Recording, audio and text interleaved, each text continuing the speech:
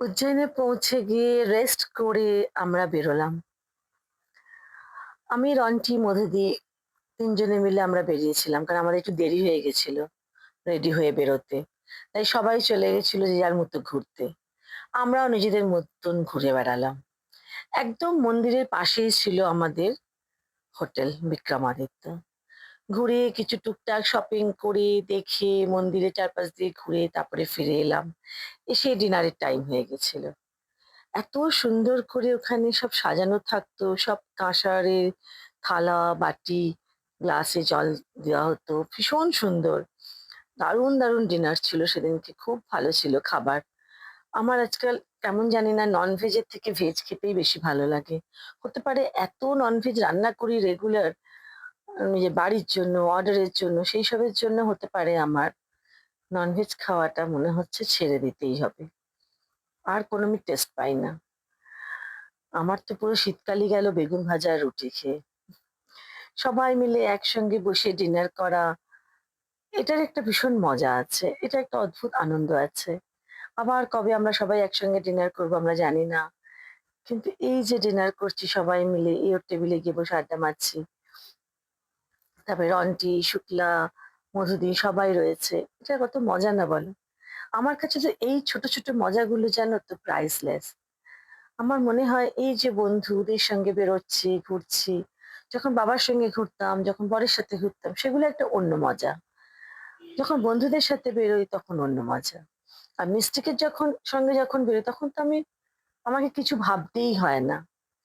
যখন বন্ধুদের সাথে বেরোই আমরা, আমাদের যে কোর গ্রুপটা আছে, তখন সবটাই মোটামুটি আমি অর্গানাইজ করি। সেখানে আমাকে সবসময় মাথায় রাখতে হয় গাড়ির হিসাব, কখন ড্রাইভার আসবে, কখন কোথায় যাওয়া হবে, কি হবে, টিকিট, হোটেল বুকিং, এভরিথিং। কোথায়, কোথায় যাওয়া হবে সবকিছু।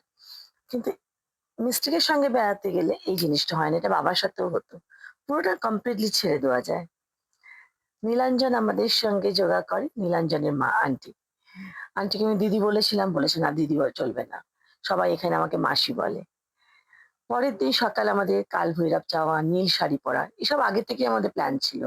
কাল ভৈরবের দিন নীল, ওমকারেশ্বরের দিন লাল সাদা, আর হচ্ছে ভস্ম আরতি দেখার দিন হচ্ছে লাল। সবাই মিলে আমরা নীল পরেছিলাম। কয়েকজন অবশ্য পরেনি। কিন্তু সবাই মিলে নীল শাড়ি-টাড়ি পরে যে টাইম বলেছিল সুধীর, সেই টাইমের মধ্যে আমরা রেডি হয়ে সবাই নিচে চলে গেছিলাম। কারণ আমাদের এক্ষুনি বেরোতে হবে। আমরা যাব কালভৈরব।